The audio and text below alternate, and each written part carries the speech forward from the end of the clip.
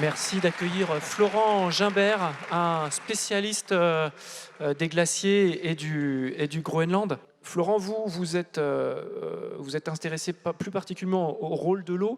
On voit dans le film que lorsqu'il y a trop d'eau, la spéléoglaciaire ne peut pas se faire, c'est un vrai danger. C'est votre spécialité. Alors dites-nous un petit peu plus, comment est-ce que l'eau agit sur les glaciers?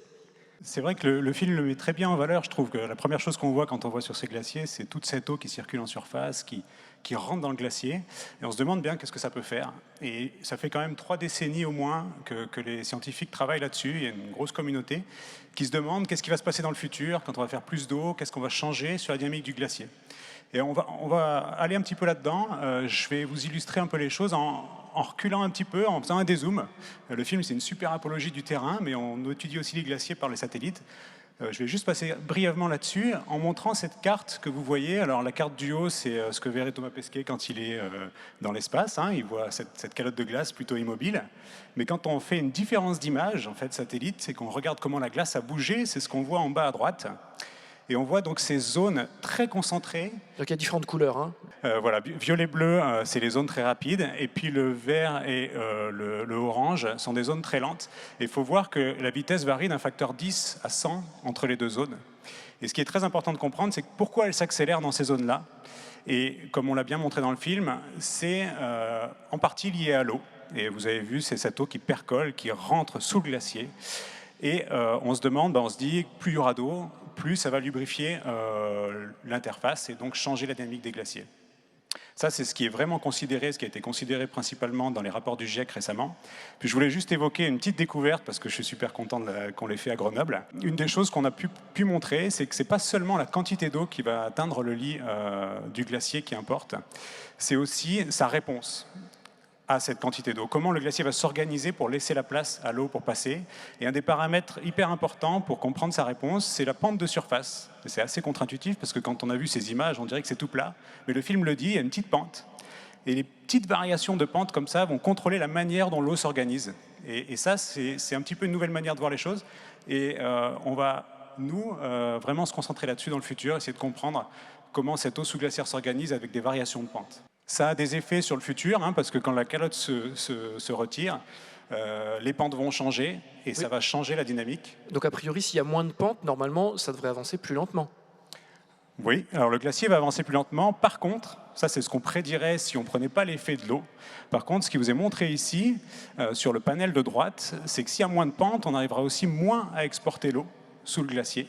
Elle va se retrouver bloquée dans des poches d'eau qui vont beaucoup plus efficacement lubrifier la base. Et donc on pourrait imaginer qu'il y a moins de pentes, ça va moins vite. Par contre, l'hydrologie va faire que, en fait, ça va aller plus vite. Donc le glacier va glisser plus rapidement sur la base, donc sur le rocher ou sur les sédiments, on ne sait pas.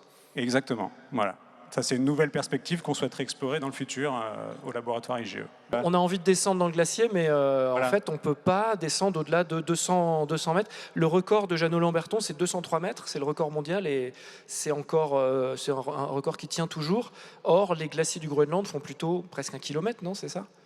Oui, dans la majeure partie du Groenland, les glaciers font plusieurs centaines à quelques kilomètres de glace. Alors c'est exceptionnel de pouvoir descendre à 200 mètres, mais pour les scientifiques, c'est un peu frustrant de ne pas voir ce qui se passe en dessous. Nous, notre ambition dans le futur, c'est d'aller regarder ça avec des capteurs sismiques principalement.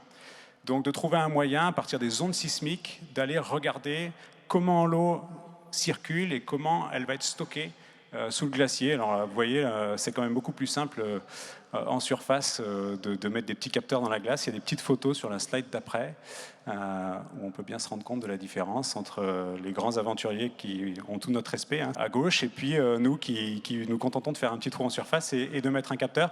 Après, vous avez vu, je trouve que le film le montre très très bien aussi, l'aventure que c'est, ne serait-ce que pour maintenir des capteurs en surface, avec JSON Box où on voit, il y a de la neige, ça fond, il faut revenir, il faut re-regarder, on est content qu'on a des données. Et nous, l'ambition là, c'est de le faire avec plusieurs centaines de capteurs sismiques. Parce qu'on va aller regarder, essayer de localiser à quel endroit l'eau s'écoule. L'eau qui s'écoule va faire du bruit, on va localiser ces ondes et pouvoir carter en fait, comment l'eau se distribue et à quel endroit elle est stockée, à quel endroit elle est drainée.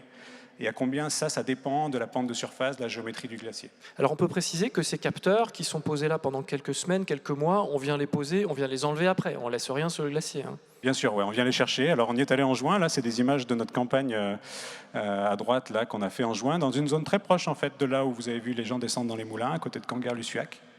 Et on a eu la surprise en revenant qu'il n'y avait pas eu beaucoup de fonte, et donc les capteurs étaient toujours dans la glace, mais nous on voulait les récupérer. Donc il y en avait 87, on a tapé très fort pour pouvoir les ressortir, ça nous a bien occupés. Ça fait partie des impondérables des expériences, on ne peut pas prévoir, notamment sur les glaciers, hein, parfois il y a de la neige, on ne voit pas la glace, parfois la glace a fondu, les capteurs ont disparu, enfin bon, il y a quelques surprises parfois. Alors, la conclusion du coup de ces études-là, c'est votre prochain projet ? Oui, on a eu une super bonne nouvelle cette semaine. En fait, on a un projet européen qui a été financé là-dessus, qui va pouvoir nous permettre de vraiment se concentrer sur la physique de l'écoulement sous-glaciaire et de comment elle affecte le glacier. Là, c'est les tout premiers résultats qu'on a eus. Voilà. Donc la courbe bleue, en fait, c'est la vitesse de surface du glacier à l'endroit où on a mis nos capteurs. Elle est mesurée par GPS, positionnement GPS continu. Là, on a à peu près 3 mois de données. Donc il faut voir qu'on couvre toute la période estivale, entre le début d'été où il n'y a pas du tout de fonte de surface, il n'y a pas d'eau quand on a installé les capteurs, jusqu'à la fin de l'été où là on a des grandes rivières, ça bouge un peu tous les jours, on voit ces petites fluctuations tous les jours, et puis on voit des grands pics là, où la vitesse passe de 100 mètres par an à plus de 500, voire 1 km par an des fois, pendant quelques jours. Et ça, c'est une réponse en fait de l'hydrologie. Dès que l'eau rentre dans le glacier, elle l'accélère tout de suite, et ça change complètement sa manière de s'écouler.